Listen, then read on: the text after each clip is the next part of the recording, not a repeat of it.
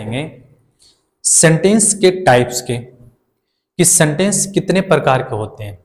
According to function, function के आधार पे सेंटेंस कितने प्रकार के होते हैं वो डिस्कस करेंगे। तो चलिए स्टार्ट करते हैं। तो सबसे पहली बात है काइंड्स ऑफ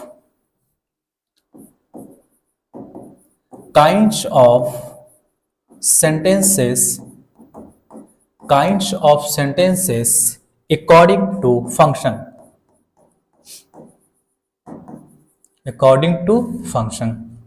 कि फंक्शन के आधार पे सेंटेंस कितने प्रकार के होते हैं। ठीक है, फंक्शन के आधार पे सेंटेंस कितने प्रकार के होते हैं। तो आंसर क्या देंगे कि there are 5 kinds of sentences according to function, कि फंक्शन के आधार पे सेंटेंस 5 प्रकार के होते हैं। फंक्शन के आधार पे सेंटेंस 5 प्रकार के होते हैं। पहला की हम बात करें तो पहला क्या होगा, तो पहला होता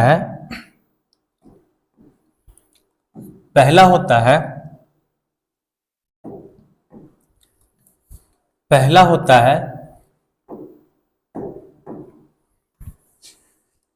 असर्टिव सेंटेंस।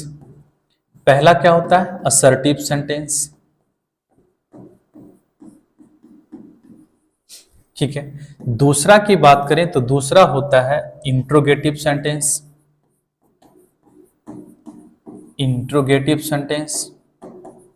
ठीक, तीसरा की बात करें तो तीसरा होता है imperative sentence.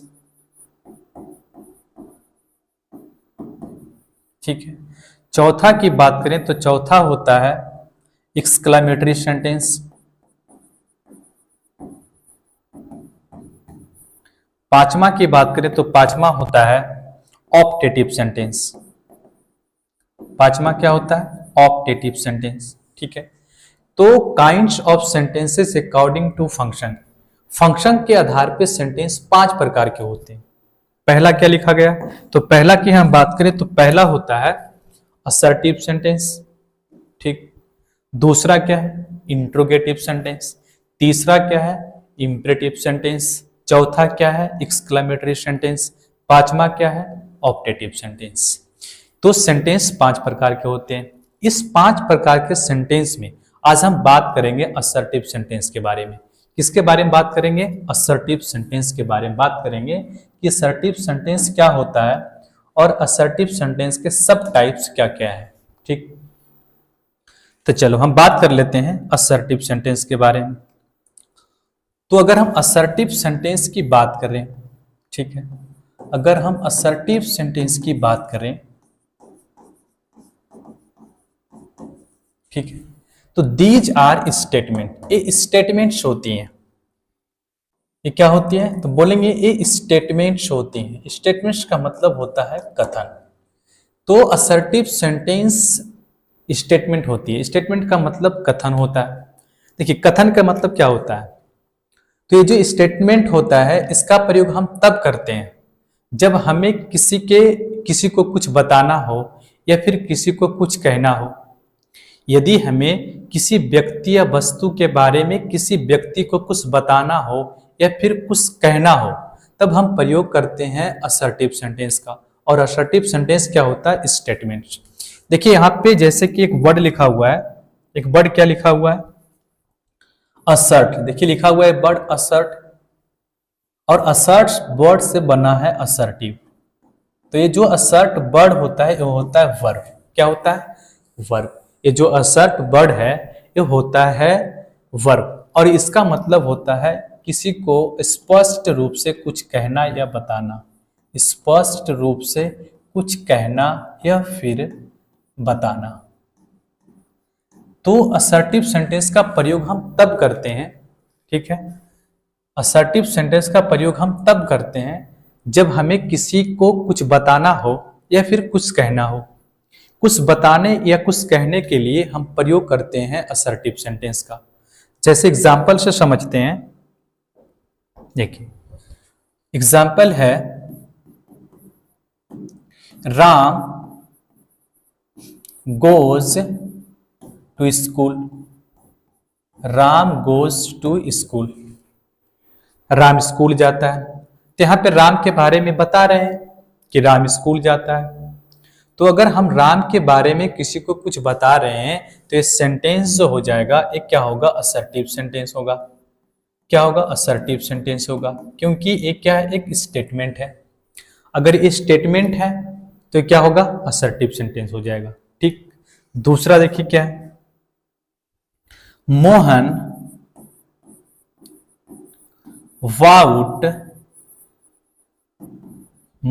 वाउट a book, Mohan ने एक बुक खरीदा। ठीक है, तो यहां पे मोहन के बारे में बता रहे हैं कि मोहन ने एक बुक खरीदा।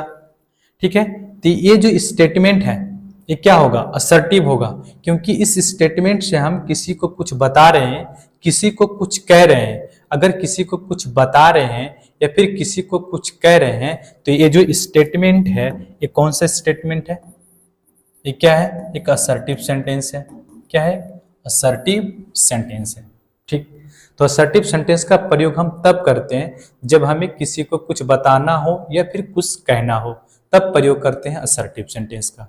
ठीक, अब हम बात करते हैं असर्टिव सेंटेंस के सब टाइप्स की, असर्टिव सेंटेंस के सब टाइप्स की। ठीक, तो अगर हम असर्टिव सेंटेंस की सब टाइप्स की बात करें, असर्टिव सेंटेंस की सब टाइप्स की अगर हम बात करें तो इसका दो सब टाइप्स होती हैं। असर्टिव सेंटेंस के दो सब टाइप्स होती है। पहला जो है वो होता है अफर्मेटिव। पहला क्या होता है, अफर्मेटिव।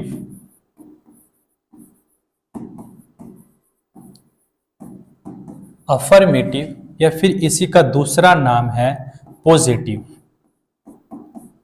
दूसरा नाम क्या है, पॉजिटिव। और दूसरा होता है निगेटिव। दूसरा सब टाइप्स क्या होता है, निगेटिव।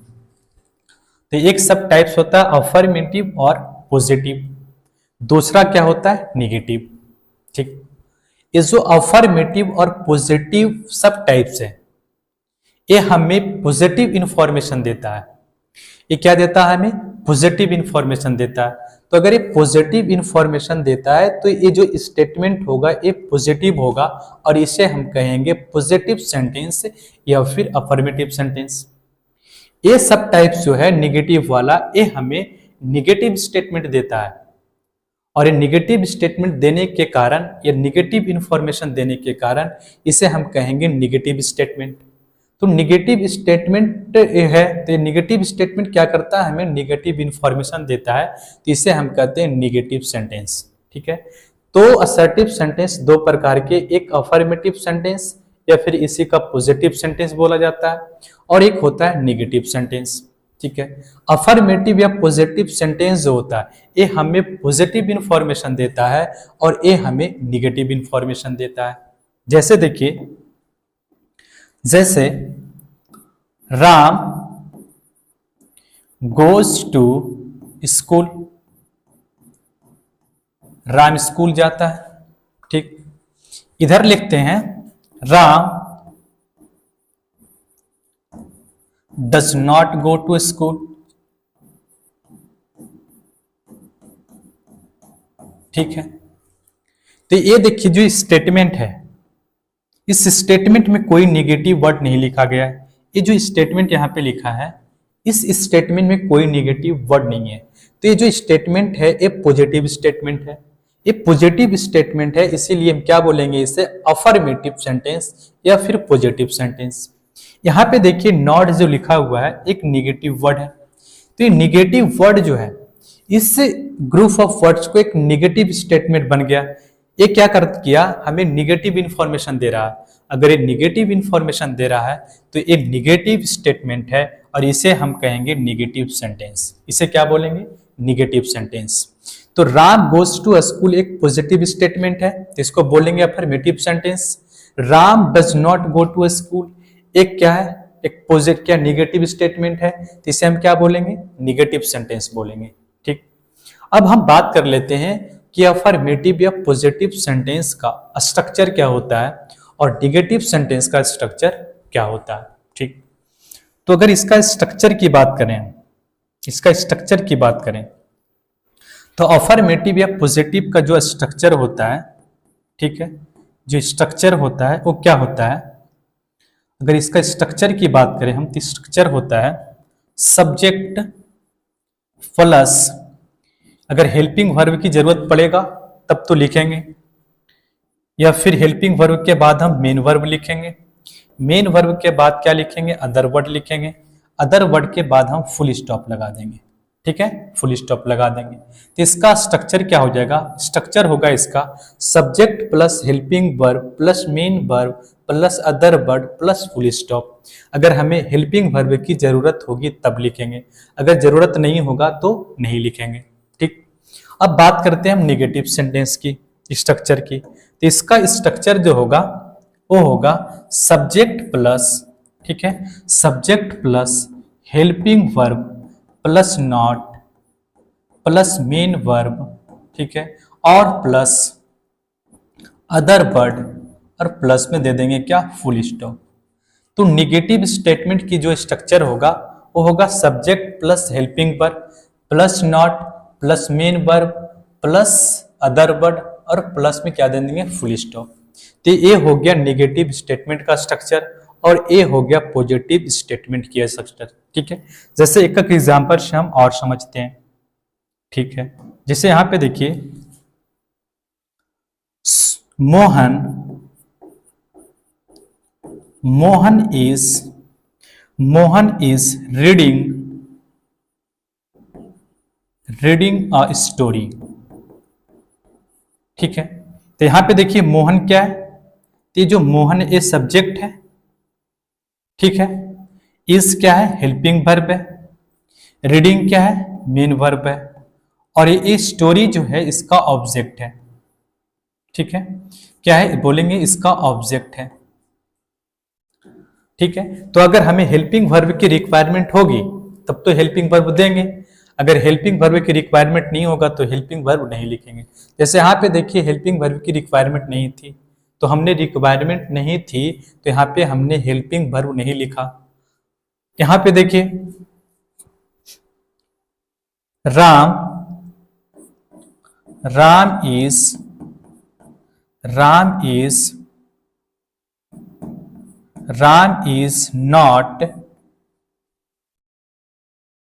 is not doing